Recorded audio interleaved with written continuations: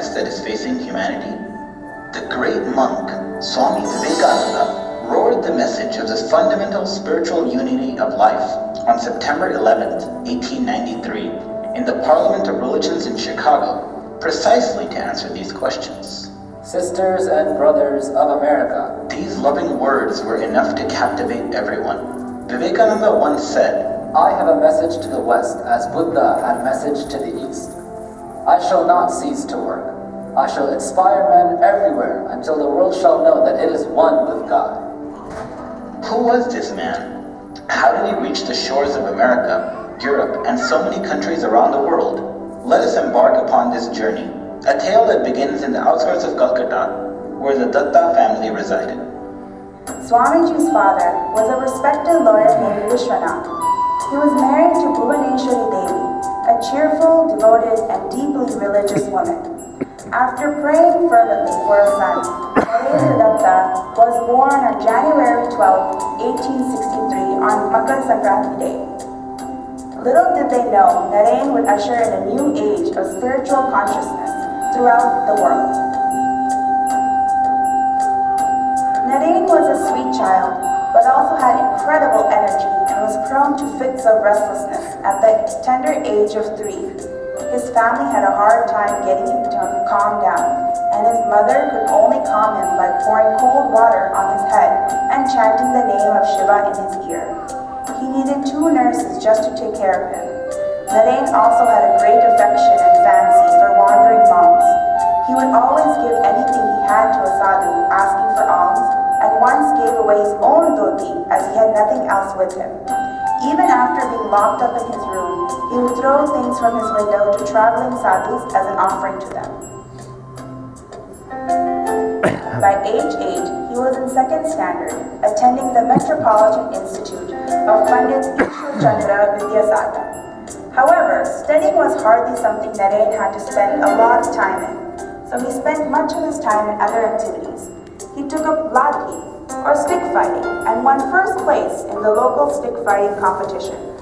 Occasionally, he would gaze off into space, drifting seemingly into some other world, and would proclaim by reading his own palm that he was destined to become a monk. He had a spirit of adventure and fearlessness, and once spent many hours on a tree to prove that no ghost existed in it, as an old man nearby had told him. He later said, Do not believe a thing because you have read it in a book. Do not believe a thing because another has said it is so. Find out the truth for yourself. That is realization. Naren attended the Scottish Church College between 1881 and 1884. He grew more intellectual in nature and joined the Brahmo Samaj, a Hindu social reform organization that protested against certain orthodox practices in Hinduism. Dissatisfied with mere intellectualism, the desire to know the ultimate truth and to know God became stronger. He asked many people whether they had seen God, but no one gave a satisfactory answer to him. One of his professors mentioned that the great saint, Sri Ramakrishna Paramahamsa, was not too far away, so Naren and 2 of his friends decided to go meet him. The meeting was a strange one, with Sri Ramakrishna talking to Naren as though they had known each other for years.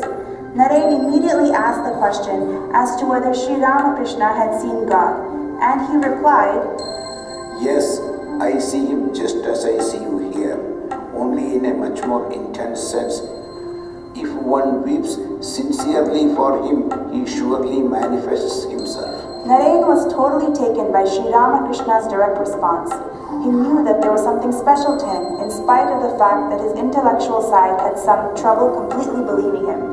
Yet it was not long before Naren would completely surrender himself to this wise sage. After completing college, he was drawn back to Ramakrishna and grew tremendously under his guide. His spiritual training went on for over 4 years and included fun and frolic, as well as intense discussions and teachings of Vedanta, Bhakti Yoga, and Jnana Yoga. By 1885, Sri Ramakrishna was tragically diagnosed with throat cancer, and everyone knew that his end was not far away. Naren's meditation intensified at this time, and just before Sri Ramakrishna's passing, Naren had his first experience of Nirvikalpa Samadhi, the total dissolution of oneself into the Brahman or Supreme Divinity. Just before passing away, Sri Ramakrishna passed out saffron robes for all disciples and established Naren as the next head of the Ramakrishna order. Although all the disciples were in deep mourning when Sri Ramakrishna passed away in 1886, they knew that they had been extraordinarily fortunate to have partaken in his life and teaching. By 1887, Naren and the remaining disciples established a mutt or monastery at Baranagar near Calcutta, where he gave each of them new names as monks. Amongst them was Gangadhar, who received the name Swami Akhandananda. Swami Akhandananda later became the guru of Sri Guruji Golwalkar, the second head of Rashtriya Swayamsevak Sangh. Although Naren initially took the name of Swami Vivekananda, it was rarely used, and he eventually took the name of Swami Vivekanand. In 1888, Swamiji began to travel across various parts of India. During his visit to Rajasthan, he met Mangal Singh, a local king who firmly believed that worshipping a stone or an idol was foolish. Swamiji knew that there was no way to intellectually convince him otherwise, so he asked the king's minister to take a picture of the king that was hanging on the wall and spit on it. The minister was shocked by the suggestion and immediately refused to do so. Vivekananda said to the king, See, Your Highness, though this is not you in one sense, in another sense it is you. One glance at it makes them see you in it. Thus it also is with the devotees who worship stone images of gods and goddesses. This was the bold and direct way of Swamiji that brought a change in everyone he met. It was here in Rajasthan that Swamiji met the Raja of Khetri, who gave him the name Vivekanand. Afterwards, he visited Gujarat and traveled through many parts of South India as well. During his journey, he had seen in great depth the kind of poverty, hunger, and degeneration of our ancient Hindu practices all over India. He eventually reached the shores of Kanyakumari, where in frustration, he dove into the water and swam to a large rock where he meditated for 3 days. Why had India reached this state? In his meditation, he realized, India shall rise only through a renewal and restoration of that highest spiritual consciousness that has made her at all times the cradle of nations. He knew that this could only be done, however, by inculcating a spirit of service and by uplifting India's downtrodden masses. But how could he take this message to everyone?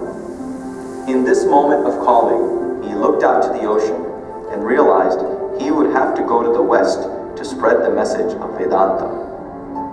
On May 31st, 1893, with the help of money collected by the Raja of Khetri and other disciples, Swami Vivekananda set sail for America by ship.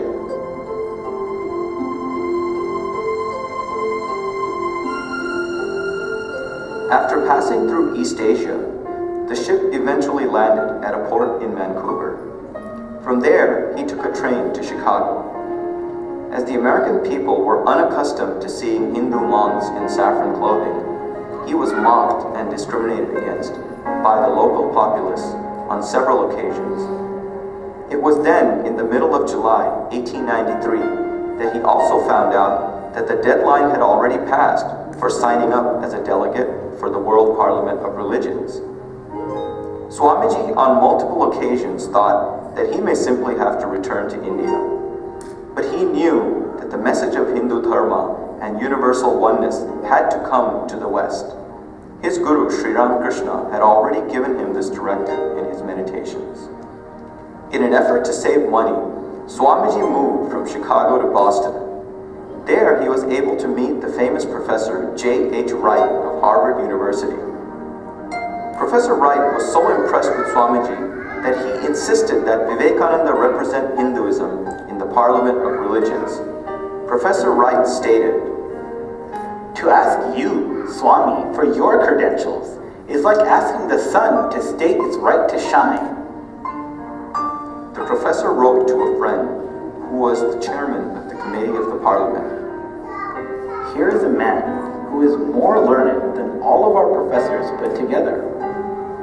The professor sent Swamiji to Chicago with a train ticket to stay with his friend, Dr. Barrows. Unfortunately, upon reaching Chicago, Swamiji realized that he had lost the address and went asking around for Dr. Barrows. Unable to find him, Swamiji spent some nights homeless, finding only a railway freight box to sleep in. One day, while roaming the city, a lady, Mrs. George Hale, asked him where he was from. Realizing his unique background and need, she asked Swamiji to stay at their home, where she and her family helped connect him to the rest of the delegates of the World Parliament of Religions. Again, a divine power had guided Swamiji to the right place in spite of all the obstacles that he had faced. The Parliament of Religions was held in Chicago from September 11 to September 27, 1893. It included representation from various Christian denominations. Swamiji finally came forth to speak. He gazed at the audience for a moment and began. Sisters and brothers of America. Just with that, the whole audience rose up, shouting their applause. After a full 2 minutes, Vivekananda continued. As the different streams, having their sources in different places, all mingle their water in the sea, so, O Lord, the different paths which men take, through different tendencies, various though they may appear, crooked or straight, all lead to Thee. Later on during the Parliament, he said, The Hindu refuses to call you sinners. Ye are the children of God, the sharers of immortal bliss, holy and perfect beings. Ye divinities on earth, sinners. It is a sin to call man so.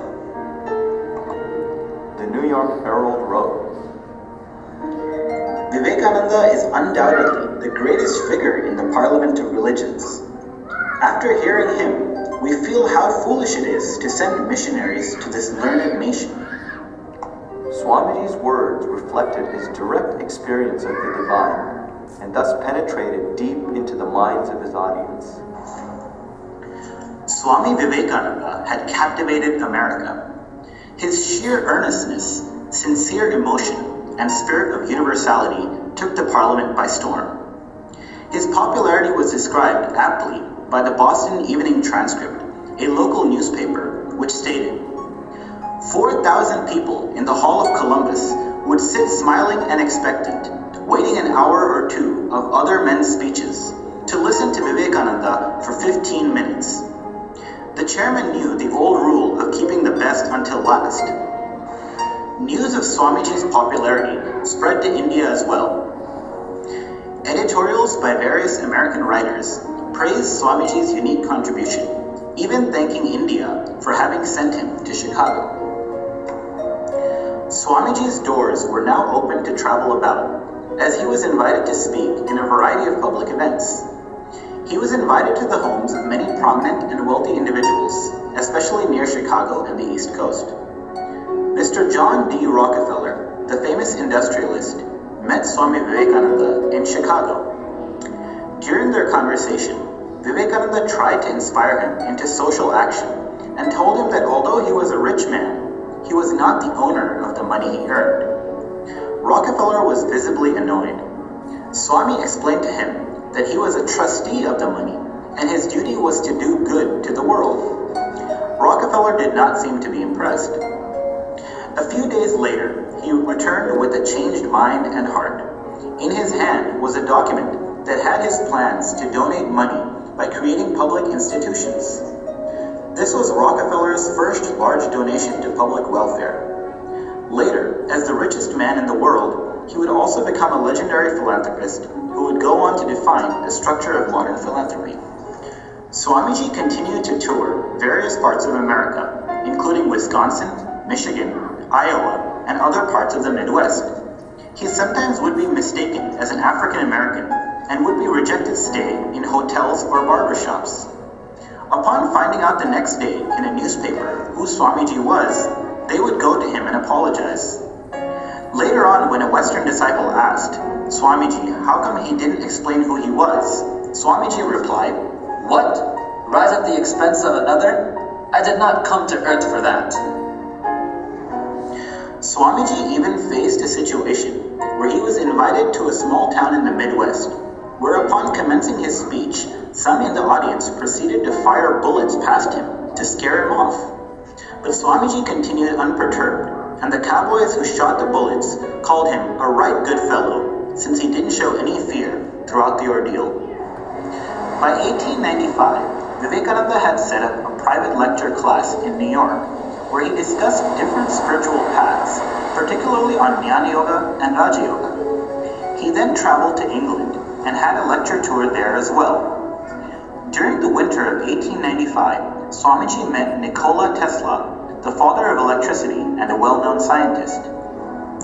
Tesla had attended some of Swamiji's talks during the Parliament of Religions and was keenly interested in the Vedantic perspective on the relationship between energy and matter. Swamiji mentioned clearly in this context that, I have myself been told by some of the best scientific minds of the day how wonderfully rational the conclusions of Vedanta are. I know one of them personally, who scarcely has time to eat his meal or go out of his laboratory, but who yet would stand by the hour to attend my lectures on the Vedanta. For, as he expresses it, they are so scientific, they so exactly harmonize with the aspirations of the age and with the conclusions to which modern science is coming at the present time. in England, Swamiji met Margaret Noble, who became his disciple and took the name Sister Nivedita. She was a rare example of a woman with a deep spiritual quest, as well as a profound love and compassion for the people of India. During this time, Swamiji also sent a series of letters to his disciples, as well as brother disciples in Baranagar, to develop a movement wherein spirituality would not just be about one's own salvation, but about serving mankind. In one letter to his brother disciple, he stated, You have renounced everything. Come, now is the turn for you to banish the desire for peace too. Don't worry in the least, heaven or hell, don't care for anything. But go, my boy, and spread the name of the Lord from door to door. It is only by doing good to others that one attains to one's own good, and it is by leading others to bhakti and mukti that one attains them oneself. These words provided the inspiration that ultimately led to the founding of the Ramakrishna mission. By 1897, Swami Vivekananda left America and arrived in Colombo, Sri Lanka. He was given an ecstatic welcome there by thousands of people. His voyage continued through India and was filled with earnest devotees and people waiting to hear Swami Vivekananda's inspiring words. He spoke on the great spiritual heritage of India, as well as the need for the social upliftment of India's masses. He said, Service to humanity is service to God. The series of lectures he gave through this journey gave rise to the book From Colombo to Almora, which encompassed the patriotic fervor and spiritual intensity that he charged everyone with. In 1899, Swamiji took a second trip to America, visiting the West Coast and establishing Vedanta societies in San Francisco and New York. He also visited Europe as well as Japan, attending various conferences on religion. By 1901, he returned to India. Tragically, his health was declining severely due to asthma and diabetes, and he had told several people that he would not live to be 40. Swamiji passed away, attaining Mahasamadhi on July 4th, 1902 while he was meditating, and was cremated on the banks of the Ganga. Swami Vivekananda's life was a tribute to Hindu Dharma, a dedication to the spirit of universal peace, and an inspiration for all. He spoke both of the need to develop an indomitable will in the face of difficulty, as well as the need to imbibe deep humility and serve your fellow human being. Few have inculcated both qualities so completely and manifested it into their lives as a role model for all to come. Come, join Hindu Swayamsevak Sangh in celebrating this year the 150th birth anniversary of Swami Vivekananda to spread his message and imbibe his spirit of selfless service